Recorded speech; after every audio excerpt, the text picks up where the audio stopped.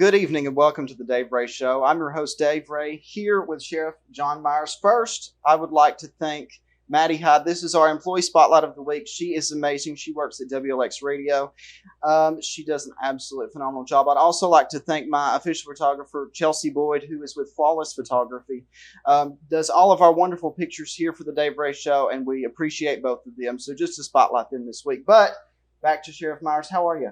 I'm good. How you doing? I'm doing well. I can't complain. It's a beautiful day. Wouldn't do any good, would it? Yeah, no, it wouldn't. It sure wouldn't. So, what do you enjoy most about being sheriff? I'm going to say it's probably the people that I've met since I've been in office. That's probably hands down the best part about this job is meeting somebody new every day and being able to call somebody that has an answer if I don't have an answer. You know, if somebody needs something, I know somebody that can help them if I can't help them. So, yeah. Wow. So, what does being sheriff look like in an era where law enforcement doesn't necessarily garner the respect it once did? It's different. You know, you have to do things different. Every decision that you make, you have to look at it from several different angles. Making a snap judgment call is something that we do every day. You have to slow down a little bit now because there's consequences that we didn't have to worry about years ago. So it's not as fun as it used to be, and I'm not trying to deter anybody from getting into law enforcement, but it's not. You know, you really got to be on your toes with every decision you make. And you got to watch what you say. You got to watch how you act. You got so many eyes on you now. Everybody's got a phone, and every phone's got a camera, and it's tough. You know, you really gotta watch yourself all the time. When you put the gun belt on, you have to assume that somebody is watching you, and you know we're held to a higher standard.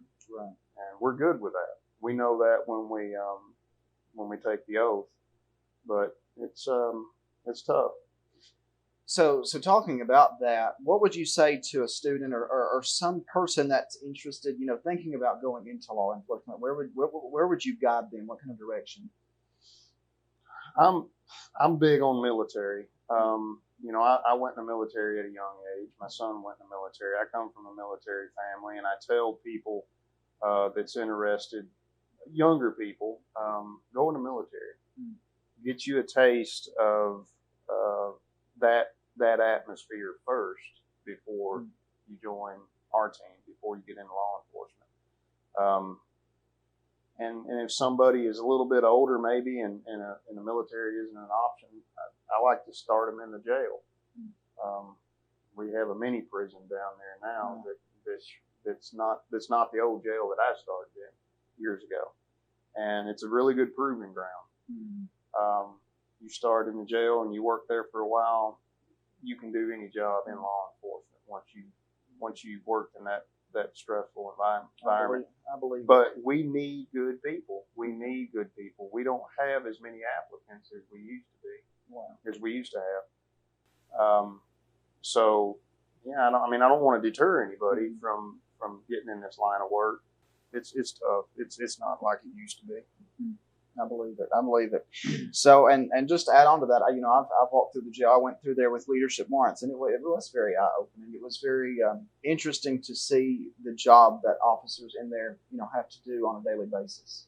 And I'm sure it's difficult. I'm sure it's mentally and physically tough. It's not as physically demanding as, say, a construction job or, something like that, but there's a level of stress back there in that jail that it takes a special kind of person to be able to handle that level of stress. It's mentally demanding. I believe it completely, 100%. Yeah. So, what is your department's call volume? Because I know there are probably around 40,000 people in Lawrence County, or maybe more, maybe less. I may not have my numbers spot on.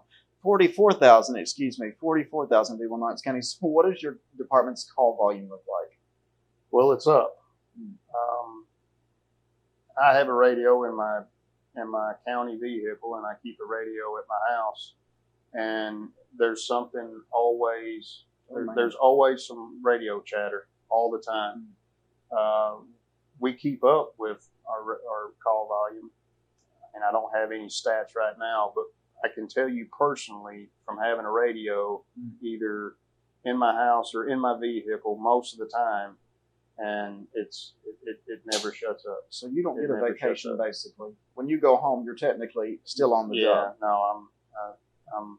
If my phone's on, I'm on. Oh man, that is definitely. But our call volume's up. Our what we've seen the biggest increase in since COVID is our suicides, our overdoses, and our domestic-related crimes, our family disturbances. I mean, all that's up, and I think that's probably just because so many people are confined in one area, forced to be living. It's kind of like the holidays. You know, we always have a lot of calls around the holidays because families in from out of town, right? And everybody's sitting around the house, and you know, if you have a big family, there's always going to be some of them that don't get along, and they get into it and they call us and we have to go deal with it. But those are the four big ones that we've seen the increase in.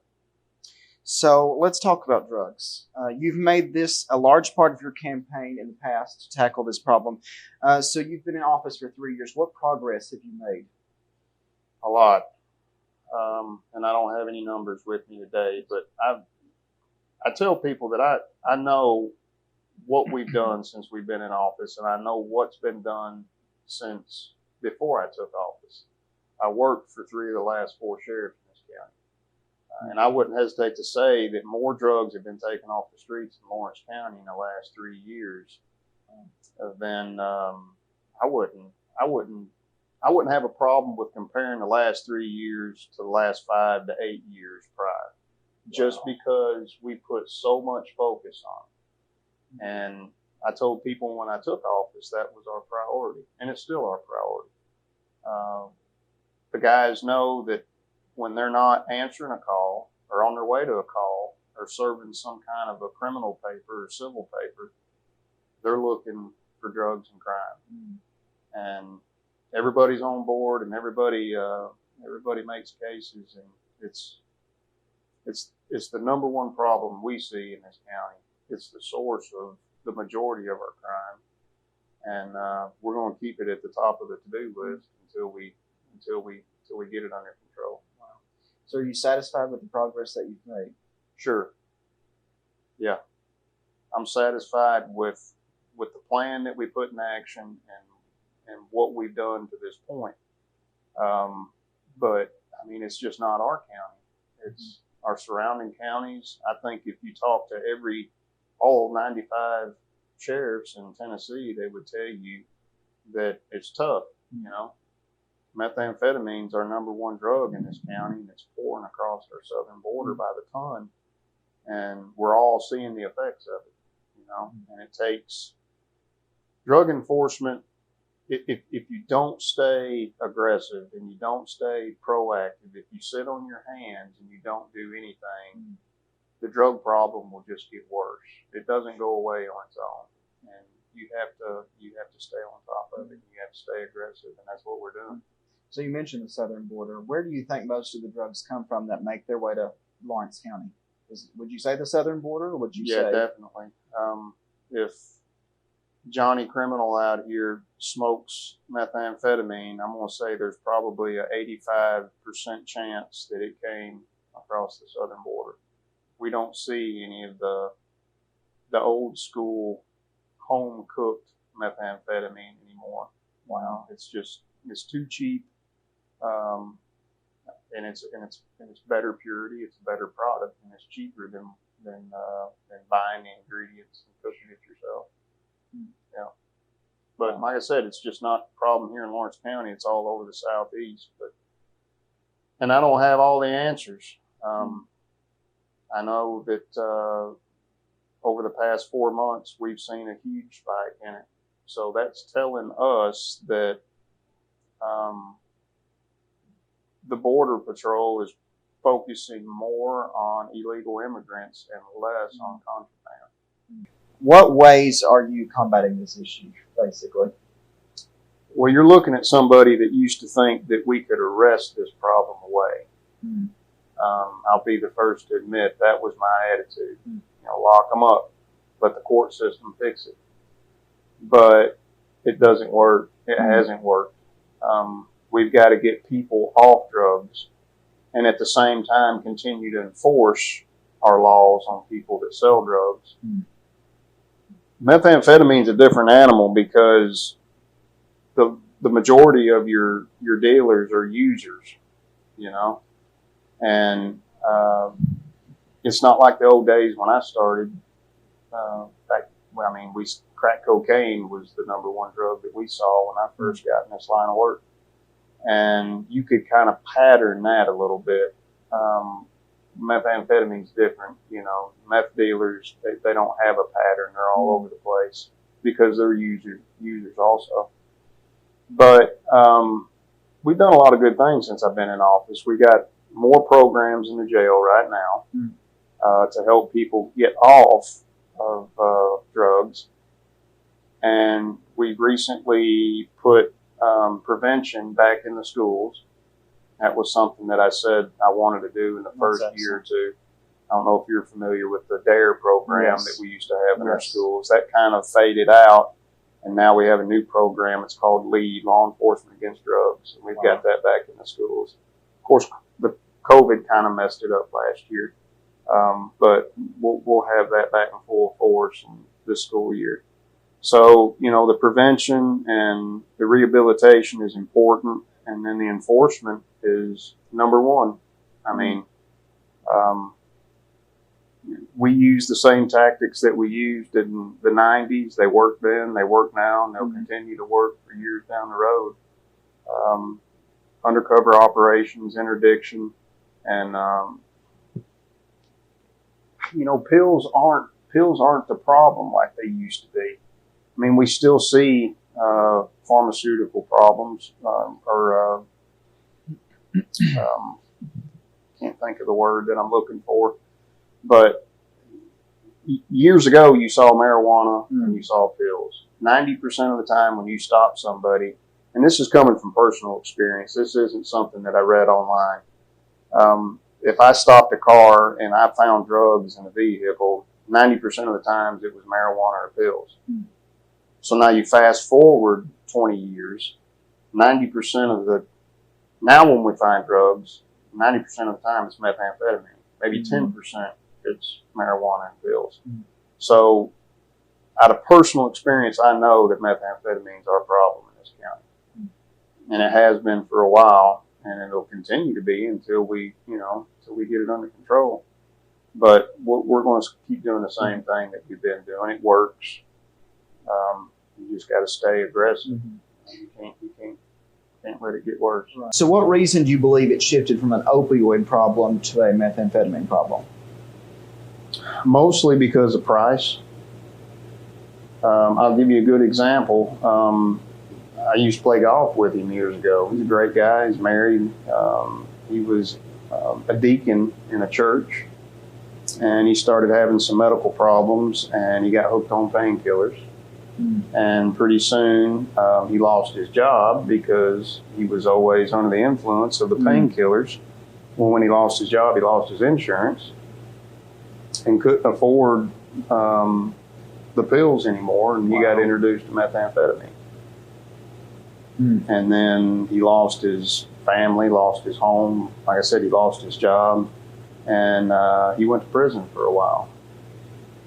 I haven't seen him in years. I've heard that he's back on his feet. He's out of jail. I don't know. I haven't talked to him, but that's we see that all the time, But price is the biggest reason.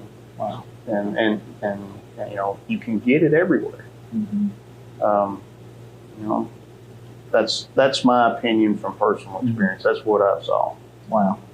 So, do you believe there's a jail overcrowding issue, and how can this issue be fixed? What do you think can happen to correct this problem? Well, not now. We're not overcrowded anymore. That's good to hear. When COVID hit our area, the court systems did early releases on a lot of the inmates, and reinstated probation on a lot. We went from the 320s to the 150s in about 8 months. Wow. And I got mixed feelings about that. We released 170 inmates back out on the street over 8 months. But a lot of them were second and third and fourth time offenders. So when they got out, they went right back to committing crimes. Wow. And we had to deal with it. And I can see the other side of it too, because if we would have had an inmate that came down with with coronavirus, and God forbid they'd had to went to the emergency room and been put on a ventilator, even worse, died from it, taxpayers would have been paying for all that. Wow. So, it's a catch-22 situation. But right now we're not overcrowded. I think we're still under capacity by about 30 or 40 beds. And that's consistent with the rest of the state. But you'll start to see that gradually increase over the next few months now that the court system's back open. And I'm sure this time next year, we'll probably have some sleeping in the floor. Oh, wow. But I don't have the answer to that. We just got to keep doing what we've been doing. And I think over time, we'll start to see a decrease in our jail population. Wow. Getting people off drugs is priority one. And that's priority one. If we can get people off drugs and get them to become an honest, hard-working citizen, it's a win-win for everybody. And I was speaking to somebody today about that, and they said, if somebody's making $70,000 a year, why do they have to resort to criminal activity? So get them back up to being back into the workforce, being a citizen of society. Right. So, in your opinion, do inmates do hard enough time? That's the way I'm going to word that question.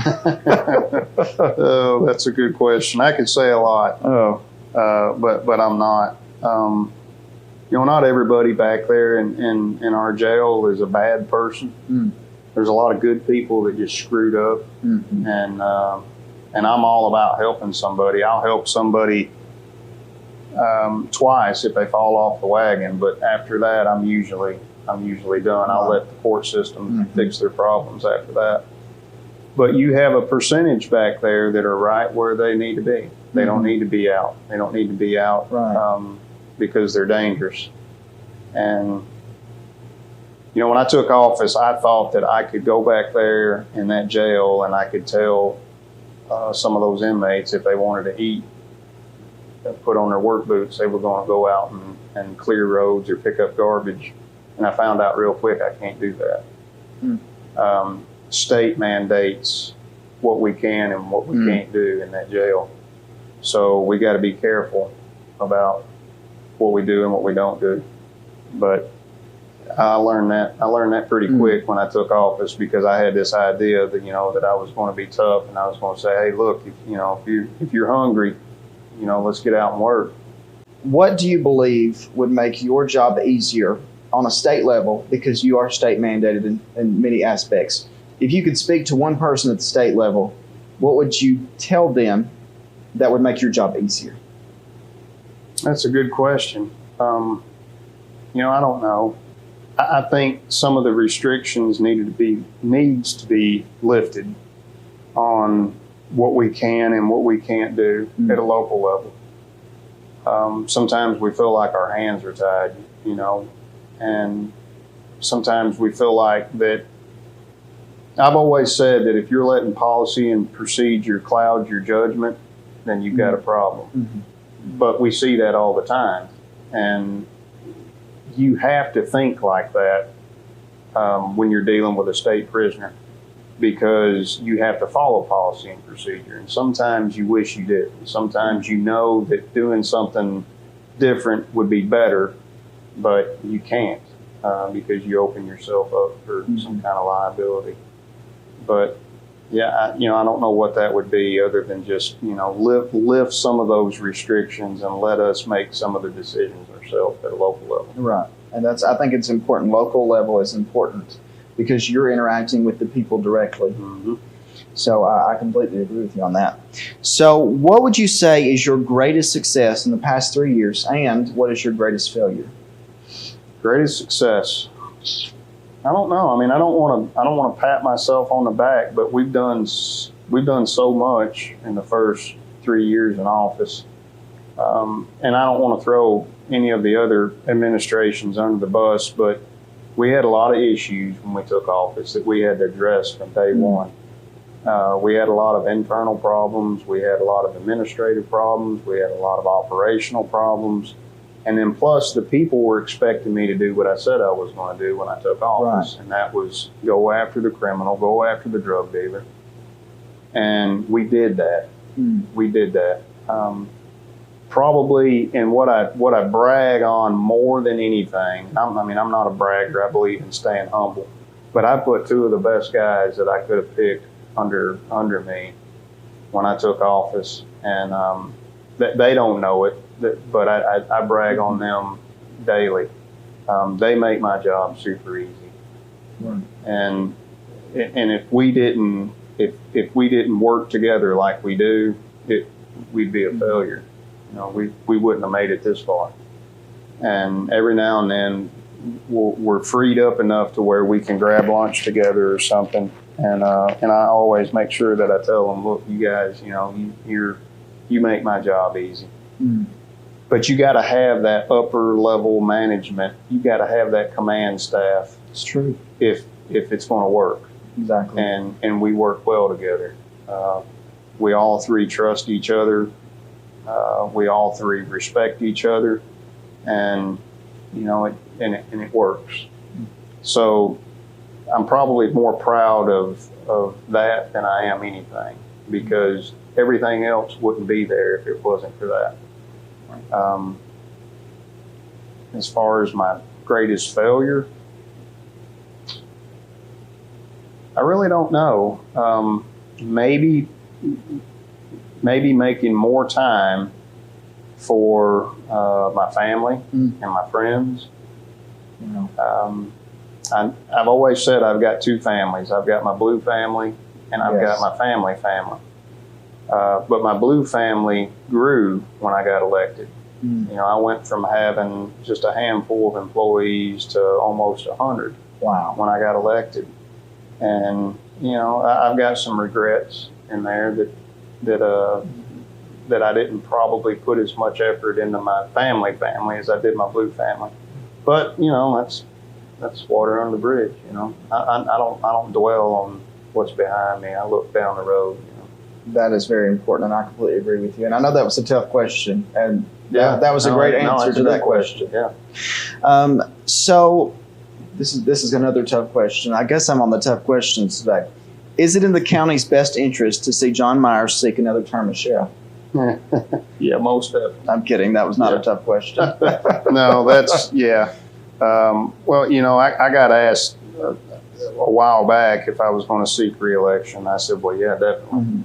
I'm in this for the long haul. I'm not old, but I'm not young neither. I mean, I'm not 50 yet, so I'm doing good. And I plan on being here as long as the people want me, or as long as they think that I'm doing a good job. What I tell people is I have a 15-year-old that goes to school here. So I'm vested in this county too. I live here. My family's from here. My family and friends all grew up here, and so I want to see it better than what it was. But yeah, this is working. You know, what we've got going now is working, and you know the old saying is if it ain't broke, don't fix it. Well, that's us. You know, we're doing a good job, and I wouldn't want to see anybody else in office, even if I wasn't sheriff. You know, I'm putting myself in the eyes or in the shoes of a voter.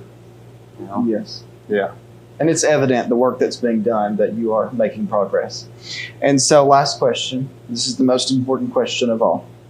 What would be your biggest objectives in a second term?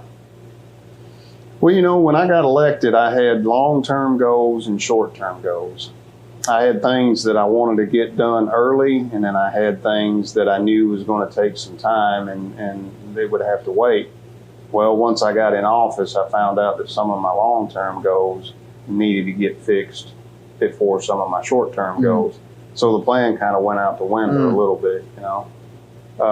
But when you look at what we've been able to do over the past 3 years, I don't know if another sheriff's administration has been able to accomplish what we've done. 14 new vehicles, Wow. 2 rounds of raises. The guys got the biggest raises that they've had in almost 20 years. All new equipment. We've got a military program that we started right when I took office that's already saved over $100,000 in taxpayer money. Wow. So, and I could go on and on about our list of accomplishments.